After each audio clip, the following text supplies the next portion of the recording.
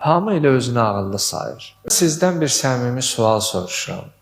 Olubmu biri ağılda bir-birini müqayisə eləsin? Həmişə istəmişik ki, özümüzü üstün göstərək. Sizdən soruşacağım söz budur ki, ağıl yarışında, məsələn, o ağıllıdır, mən də çalışım ağıllı olum deyə, hamı elə özünü ağıllı sayır. Öz ağıllını elə hər kəsdən üstün sayır.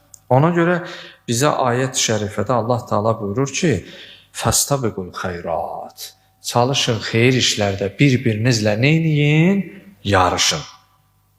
İlallahi mərci'ukum cəmi'a Çünki sizin hər birinizin dönüşü qayıdışı Allahadır. Hər gün əslində bizim üçün bir fürsətdir, amma biz çoxlarımız görə-görə, baxa-baxa, bilə-bilə o fürsətləri əlimizdən veririk.